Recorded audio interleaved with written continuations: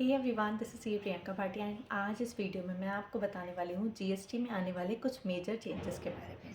जी हाँ, 1 अप्रैल 2025 से जीएसटी में बहुत सारे चेंजेस आने वाले हैं। तो आपको क्या करना है, आपको वीडियो को लास्ट तक देखना है जिससे आप पहले से ही इन सारे चेंजेस के लिए तैयार हो जाए। पहला चेंज है, आपको अब जीएसटी में ई वेबल या फिर ई इनवॉइस बनाने के लिए मल्टी फैक्टर अथेंटिकेशन कराना होगा। मल्टी फैक्टर अथेंटिकेशन का क्या मतलब है, यहाँ पर अब आपको जीएसटी में ई वेबल या फिर ई इनवॉइस पोर्टल पर लॉगिन करने के लिए एक ओटीपी चाहिए होगा। ये ओटीपी किस मोबाइल नंबर पर आएगा, जो मोबाइल नंबर आपके जीएसटी रजिस्ट्रेशन में रजिस्टर्ड है उस मोबाइल नंबर पर एक ओटीपी आएगा। ये ओटीपी लेने के बाद ही आप लॉगिन कर पाएंगे। अगर आपके केस में आपने किसी और का मोबाइल नंबर अपडेट करा रखा है तो आपको क्या करना होगा, आपको उसे चेंज करना होगा, अदरवाइज़ आपको बार बार ओटीपी लेकर ही लॉगिन करना पड़ेगा। सेकेंड चेंज भी रिलेटेड है ई वेबल से। अगर आप ई वेबल बनाते हैं तो ई वेबल बनाने के लिए भी अब एक टाइम लिमिट आ गई है। आपका जो भी बेस डॉक्यूमेंट है उससे 180 डेज़ के अंदर ही आप ई वेबल जनरेट कर सकते हैं। फॉर एग्जांपल, आपके इनवॉइस की जो डेट है, अगर आपके इनवॉइस की डेट है 1 सितंबर, तो 1 सितंबर से आप 180 डेज़ कैलकुलेट करेंगे, केवल उतने ही दिन तक आप उस इनवॉइस का ई वेबल जनरेट कर सकते हैं। और जैसे ही वो 180 डेज़ ख़त्म हो जाते हैं उसके बाद आप उस इनवॉइस से रिलेटेड ई वेबल जनरेट नहीं कर पाएंगे। नेक्स्ट चेंज है रिलेटेड टू क्रेडिट नोट। जैसा कि आप लोगों को पता है कि अगर हम कोई भी क्रेडिट नोट इशू करते हैं तो क्रेडिट नोट इशू करने से क्या होता है, हमारी आउटपुट लायबिलिटी कम हो जाती है और जो भी परचेस को हम अपना क्रेडिट नोट इशू कर रहे हैं वो पर्सन उसकी आईटीसी को रिवर्स कर देता है।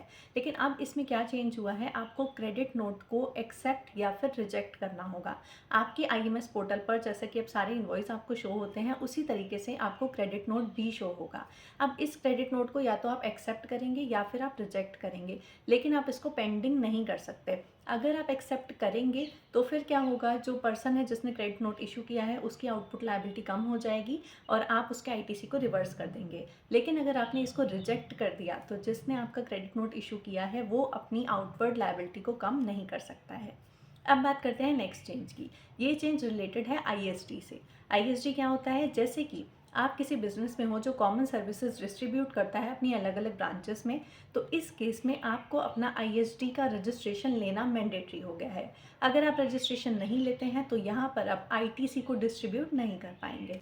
अब नेक्स्ट चेंज है रिलेटेड टू GSTR 7। GSTR 7 क्या होता है, GSTR 7 टीडीएस की रिटर्न होती है। अभी तक इस रिटर्न को फाइल करना ऑप्शनल था, मतलब अगर आपके पास डेटा है, कोई ट्रांजैक्शन है तो आप टीडीएस की रिटर्न को फाइल करते थे, अदरवाइज आप इसको फाइल नहीं करते थे।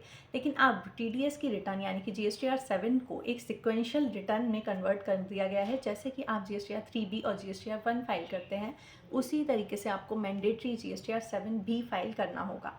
अगर आपकी कोई भी लायबिलिटी नहीं है तो आप इसको निल रिटर्न फाइल कर सकते हैं, बट ये फाइल करना आपके लिए मैंडेटरी है। नेक्स्ट चेंज है related to sale of old car या फिर ईवीज़। जैसा कि आपको पता है, अगर आप कोई पुरानी कार को सेल करते हो जो आपके बिजनेस में यूज़ होती थी, इस पर जीएसटी का रेट था 12%। लेकिन अब 1 अप्रैल 2025 से आपकी यूज्ड कार या फिर ईवीज़ पर जीएसटी का रेट एप्लीकेबल हो जाएगा 18%।